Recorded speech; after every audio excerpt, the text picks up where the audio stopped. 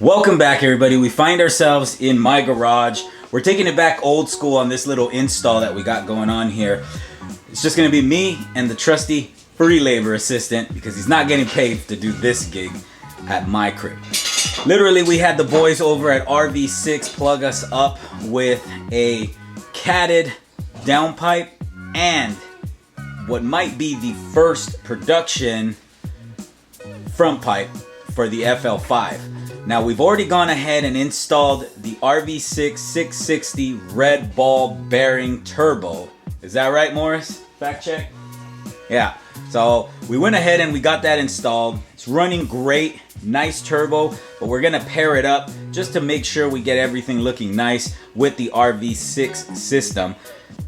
Okay, we got Morris already working on the car. We already put the car on jack stands. And like I always say, safety first. You know, wear your best steel-toed socks. Make sure you got those going on. Morris is gonna right now take off the catted downpipe that we installed from PRL. We just were not 100% with that downpipe. We wanted to get the, like I said, we wanted to get the system from RV6. As you can tell, their quality is second to none. I do feel like the RV6 catted downpipe is a lot beefier, a lot bigger than the PRL one, and we'll compare it right now when we take it off the car. Also, we got their front pipe sent to us. Like I said before, they have not released this front pipe yet. We got a little bit of a plug. Shout out, you know who you are, for getting the plug on getting this hooked up to us. And as you can tell, this is an RV6 front pipe. Super happy with it. Look how big and girthy this thing is. We're gonna put this into the FL5 along with this, see what kind of power we can make when we take the car to the dyno in the next few days. All right, y'all, here is the RV6 660 turbo with the recirculation valve down in there. You see that little red anodized little guy. And like I said before in the prior video, you want to make sure that if you're going to be pushing higher horsepower, or in our case, we're at the track, we're going to be really pushing this turbo. We want to make sure we don't have any issues. You know, our boy Michael Baxi was the one who unfortunately had to deal with an issue like this. And he even says it in his video, just because of time restraints. And I said it prior, he did not put that recirculation valve and his car suffered. We unfortunately don't want to go that route. And in no means is a kickback to him. It's just time constraints. I understand sometimes you're under the gun. You need to get things done. You need to get things out there. You know, and frankly, sometimes you live and you learn, and you have to, you know, take the chance. And unfortunately, his turbo took a dump on him. You know, he went ahead and switched it out. We want to make sure we have a good, successful track season. Right, Morris? Cool.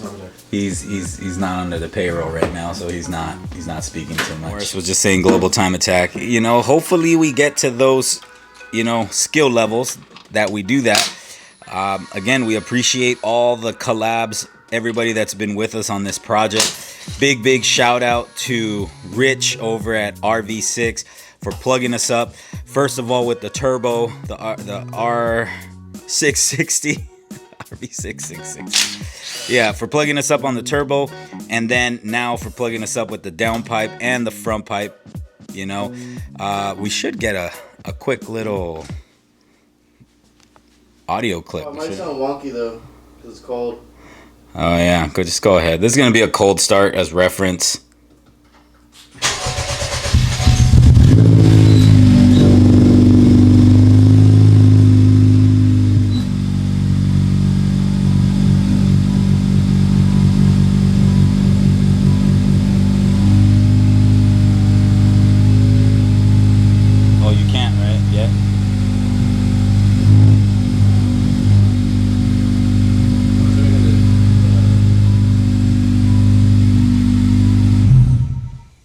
Okay, this is the PRL catted downpipe, and I'm trying to show you while it's in the car. It just looks a lot more narrow and smaller than the RV6 one so far.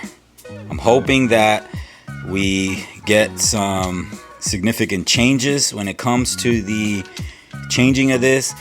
I believe we are, because the RV6 system might just all work together.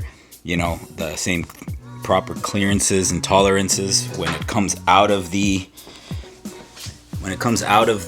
downpipe and it goes ahead and marries itself to the front pipe. I do believe it's going to be a better outcome versus what we have now, which is PRL downpipe to stock front pipe. All right, folks, and for the sake of time, effort, and energy, we're not really going to go step by step on this installation. Again, there's 100 of these installations. We're just kind of documenting exactly what we're doing here. You know, we're taking this off. We're just gonna go ahead and just show you if we come across anything crazy. But I mean, this is pretty straightforward, right, Morris? Something like that. Okay, and like we've said with this whole install series, we're just kind of flying by it. What was the joke that Lewis said? Basically, as if we were at the track having to change all these things. We're just kind of flying by these installs. We're trying to get them in and out as fast as possible. But we're not going to really go into the details of the installation. There are other videos out there, like according to Joel, he's got his detailed installation. I mean, I'm just kind of documenting what we're doing here. But yeah, we should be done, what, an hour, give or take, Morris? Yeah, I think the front pipe's gonna take the longest. Yeah, that one's gonna be a little finicky trying to get it out. On the back side, yeah. They always are. You know, I think when we did the turbo install, it didn't take us that long. What did it take, like 30, 40 minutes to do that install? Like 45 minutes. Yeah, it was pretty quick. Fast as I've seen these boys move. Fast as I've seen this guy move. Wow. Alright, Morris has gone ahead and removed the upper heat shield. And like I said, we paired this system. You know, we went RV6 660 turbo with the PRL catted downpipe. And I don't know, do you think it looks smaller than the RV6 one? I think the housing, I mean, it could be just my eyes, but I think the housing's bigger. Yeah, once Morris removes it, we'll compare. During the install process, I mean, we put in the hardware that Before anyone says anything, this was a used downpipe, and we didn't have the hardware for the bottom, so we had to make it work, and we made it work at the dyno. So yeah, this was an at dyno install. So don't be judging us. We're gonna do it the way we normally do it, which is the right way. We were just under time restraints. You know how it is at the dyno. Time is money, boys. And if you haven't done a dyno tune, you're gonna know that time is money when you're on that dyno tune, no? I mean, a dyno never goes perfect, so. Yeah, but not perfect, but it costs money. Oh, yeah. Hourly rates are expensive. So you don't want to mess around with that jazz. You want to get in and out. So yeah, that's what we were doing. We just happened to come across this issue and we made it work. Now we are going to switch out the hardware, you know, with the proper hardware that's included from RV6, which, I mean, it is. Here it is. No, yeah, there it is. You know, the other one we have to do is these, huh? Those are OEM. Yeah, those are OEMs. I mean, the RV6 deal comes with some titanium studs, which we're gonna do once we remove this. We're gonna put that on there. We're gonna get it going. Well, they come with studs in the kit, so when you buy. That's what I'm saying. We're gonna put all that on this go around. No, well, you do that. you just say that where it connects to the front pipe. All right, so RV6 sends you hardware. Again, these guys are top notch. This little pack here has 3 studs and the necessary nuts to connect it to the bottom of your downpipe to the front side of the front pipe. Now, we are going to use these titanium ones that we have. Shout out Greg out in Florida. He has the Spoon certified limited FK8. He had some extra, got him to plug me up, sent these over. We're gonna use these to connect to our front pipe and down pipe. We're also gonna use the same similar setup just to stay in the same category over here to marry the hot side of the turbo to the downpipe. And like I said before, RV6 does supply their own titanium hardware, as we did here. We were just in a bind, so we had to use 2 of the stock ones, and we have 2 of these titanium ones down below connecting to the downpipe. Okay, the only real differences that we are going to note on the hardwares, the titanium ones we have and the ones that RV6 sends, is the ones we have a 12-point nut. It's pretty much the difference. 12-point nut compared to a, what is it, Morris? 10 mil? For what? The ones that RV6 sends? 14. Okay, a 14 mil that RV6 sends. That's the real big difference. There really isn't any weight or anything. These are a little bit more blue. The ones that RV6 sends has that burnt titanium. Yeah, the burnt purplish bluish color, as you can see right in there. Let me zoom in here so you can see that. See what I'm saying? That's pretty much the big differences. Otherwise, you're looking at the same. I just want to have everything uniform, and that's why we're gonna do it. Otherwise, to probably Morris, he'd probably leave it the same, right? One thing to note, again, that we notice is if you retain the stock heat shield off of the PRL kit, it's gonna rub right onto your fan. You could see right in here. Let me try and get the camera in there, right there. It rubs, and you can hear it. We're gonna hope that when we do the RV6 one, it doesn't do that, and if it does, we're probably just gonna end up taking it off and not dealing with it, even though I do want it for heat purposes. All right, we're gonna go ahead and compare the PRL downpipe with the RV6 downpipe, and upon further review, I mean, we're kind of looking about the same, huh, Morris? Yeah. I think there's...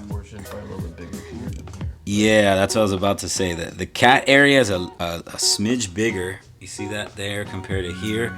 Smidge bigger, but the top part looks pretty much the same. We'd have to really get like a micrometer to kind of check the openings, but I think it's about the same. The rear bend is a slight... This is smaller, I believe, but I think it's due to the front pipe being a little bit longer in this chassis. Yeah, but I think it's gonna be the same opening, Morris. It just looks like it because this beat up ass. Yeah. And bear in mind, this was Used. how it came. I don't want to hear it in the comments. But yeah, so I think the PRL comparison with the RV6 comparison, yeah, look, it's pretty much the same. You know, it's quite the same. The only thing I'm going to give it to RV6 is that their catted section looks a smidge wider than the PRL one. And don't be fooled with the way that the camera is showing you, because this does look like it's a little girthier, but I really want to say that this is bigger. This just tapers a little bit here, but I think the opening in here is wider than this guy. So don't be misled there. And not to mention, RV6 supplies already the built-in brackets to their downpipe, because if you guys know, and those that race know, that the PRL little adapter, which is this guy here, this shit falls off all the time. I mean, we Loctited it, we tightened it with torque, the whole deal, and we still lost this shit at the track when we had it on the FK8, which was a bummer because I bought the kit. They sent me a kit and we put it on, we lost it for a second time. That's a negative. We'll see how this runs. I kind of like the RV6 quality a little bit better, huh? Like the way it looks, like these welds look a lot better. This is starting to look rusted out to me, and if you're gonna spend that kind of money, I don't think you want that. What do you think? Well, I think it's just the different metals here, because this is, I want to say this is maybe like a cast, and this is obviously stainless steel or whatever it is. Yeah, but see, this is cast too. I don't know what the hell that is. It's probably just steel. I don't know. But see, even you can tell the PRL one kind of tapers off right here. So you're looking in the same ballpark. but I'm just gonna give the slight edge to RV6. What do you think, Morris? How say you? Not being biased, but I'm gonna say RV6. Yeah, me too. And trust, guys, we've been PRL advocates for a long time. I mean, on the FK8, we rolled all PRL. I mean, we have a PRL we have a PRL intercooler right now in the car. I'm a firm believer of PRL. I like their stuff, but I'm just gonna give the advantage to RV6 on this go around. Okay, these are just the titanium studs that we're putting on. These, again, as reference, are the 12 points I was referring to. These are the 12 points versus the RV6 hardware that's a 14, Morris was saying. But yeah, that's the only difference we're going with here. We're gonna see how these work out. Again, we're not trying to save weight. It's just hardware that we have lying around and we wanna just take advantage and use it. All right, quick spot check. We are test fitting the heat shield. Fits properly, fits good, no issues, everything bolted right up. We're gonna test fit it, see if it hits the stock fan, because that's an issue we were having, as you can tell here, we were having with the PRL one. So we're gonna check that. And on another note, Morris has removed the stock front pipe, and we're here to compare now. Look how puny this one looks. I mean, this thing is gross small, super restrictive. Look in this area here, how they went ahead and tapered it down. Just super tiny compared to the RV6 one. Real girthy, real big. What do you think, Morris? You think the opening is smaller? I think just the diameter of the entire pipe is smaller. Yeah, it's tiny. And no, that's not oil or anything. It's just PB Blaster. Relax, everybody. You have no idea, huh, Morris, how we get hit in the comments and Lewis gets DM'd about certain procedures and how things look, and we're always like, look guys, we do things right around here. We do take our time, and as you can tell, we do all the proper adjustments when we do come across issues. But so far this has been pretty easy, huh? And if you have a FK8, you know the struggle that it is to get the front pipe off. You know the struggle that it is to get the downpipe off. And as you could tell, just kind of showing you guys in real life here how easy it is to get this in and out. Just making sure, you know, the proper things slide in and off. Okay, so like I was saying, I don't like to scratch things up. I like to make sure everything looks nice and clean on our installs, which is why we take sometimes the extra steps to make sure that we have proper clearances and tolerances. Morris is removing the turbo hardware, and he's also removed the hardware from the downpipe, and that's so we don't have anything binding on the way up or down. This is just to avoid, again, like I'm saying to you guys, any scratches, anything like that, because as y'all know, when some of you want to buy things on the resale, you guys want to act like you're buying a brand new part, even though you know this is a used part. So again, you come and buy from your boy, you're going to get something that has minimal scratches. It's been taken care of on the way down. As you see Morris in real time, just sliding this guy right in and making sure that if, you know, we don't come across any issues. Now, like he said in the comment prior, if you don't care, slide that sucker in and scratch it all up, who cares? But me, I want to make sure that everything fits properly, that we don't have any scratches. And right now we're just checking to see on the clearances. Okay, and as you could tell, the clearance is perfect. Nothing's rubbing up, and this is gonna work just perfectly. We're gonna retain the stock heat shield. With the PRL one, we were running into that issue where it was hitting the fan little shroud right there, and I didn't want to deal with that. All right, I got a brand new Cerakoted heat shield. Again, I'm all about the damn details. Morris gonna kill me, but whatever. See, just the little details. We're gonna send this one to get repowder coated. Morris is just gonna put this fresh one on, gonna get it hooked up. We're gonna slide it back in, and then we'll pick up when he's installing the front pipe. And like he said, it was super easy, to get it in and out. All right, just tightening up all the RV6 titanium hardware supplied for the turbo.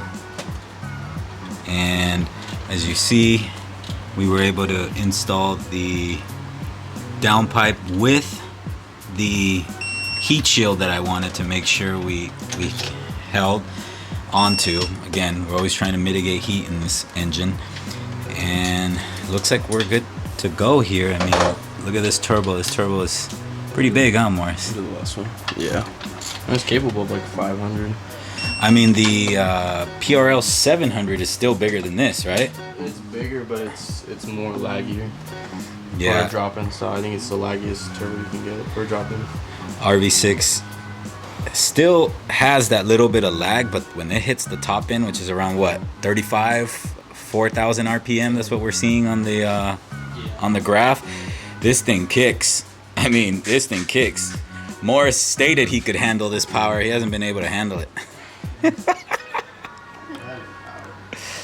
All right, boys. Next on the chopping block is going to be the front pipe. We've gone ahead, switched over the mount. Morris is going to squirt a little bit of PB Blaster in there, and that's just lubricant. Some folks will put a little bit of grease right here to make this slide, but I mean, these mounts are pretty new. This is going to be okay. You're not going to need much. We are going to put fresh gaskets that RV6 provides. Shout out to Rich, and shout out for the awesome little Tootsie Rolls they give us, lanyards, and also a license plate frame, which is pretty sick. Can't wait to put that on. There you go. Okay, here's a quick look of the front pipe down underneath. Pretty easy install. There was no, like I kept saying, no bending, no having to loosen any of the shields up. And as for reference, we did not, what do you call it? We did not wrap this in any type of heat shield wrap or anything this time around. We found out that there is no significant gain, right, Morris? If anything, it's worse because it keeps all the heat in, and that can lead to like front pipes or whether down pipes breaking. Which is something we've seen at the shop, huh? Yeah. So if anything, it's probably a little bit worse. And what we did want to do is we wanted to send out the front pipe and down pipe to get it Cerakoted.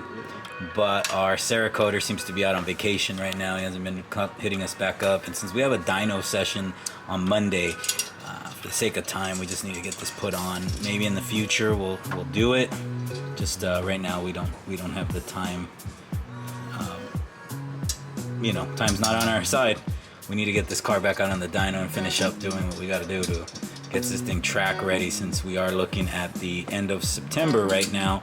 And we do plan on hopefully getting a track session mid-October, beginning of November. All right. Excuse the noise, but our external mics died out for some reason, and we're just finishing up this install with the stock, so to speak, mic that this camera has. It might be good, might be not. You might be used to the other audio quality, but it is what it is. Morris is just gonna go ahead and put the heat shield back on. We're gonna put the inlet pipe back on, and once we get that on, we're just gonna start the car and do probably like another cold start, huh? Yeah. So you'll be able to really gauge whatever you want, the differences in what we've done. I think we might hear a little difference now that we have a larger front pipe installed. You'll probably hear something. We'll find out, right? Yeah, like I was saying, I mean, the RV6 components have been top notch, second to none. I mean, these parts fit perfectly, no issues whatsoever. Everything's bolted on, from the bypass valve to the bigger turbo to the downpipe to the front pipe, everything's been seamless. There's been no issues, no need for modification. And like I showed you before, I mean, the clearance tolerances work perfectly on this car. I'm super jazzed about it. Shout out to Rich and all the folks over at RV6 for making a quality product. We really appreciate the opportunity that you have given us to work with you. We can't wait to get all these parts out on the track and really put them to use. But again, shout out from the VCD team. We really appreciate you guys. Yeah, and Morris says thank you too. Please make parts for the Toyota Chaser and the S14, please. Alright guys, appreciate you guys watching again. We appreciate you guys subscribing, hitting the like button, and for all of you that have been hitting the notifications button, so when we do post a new video, big shout out to all of you. We appreciate that. Thanks again for following along with the build. We are in motion. Like I told you guys from the get, we were gonna be firing off for this year. We are just that much closer to track day and getting all this, you know, ready to go. We got dyno day tomorrow. I can't wait. I will share with you guys on the VCD Instagram what we made. If the guys have time while they're dynoing, they'll film a video and just show you guys what's up. But yeah, for the trusty free labor assistant, where's he at? Where you at? Trusty free labor assistant and myself, I want to thank you guys again. Appreciate it for joining us on this little journey that we got here with the FL5. And like I said, everything went on super good. Thanks again for watching. Thanks again for all of you guys that keep subscribing. And thanks for the support. We'll catch you guys out on the next one. Alright, Morris is going to do the second cold start of the morning on the R real quick. Is it in neutral? Okay, here we go. Oh, wow.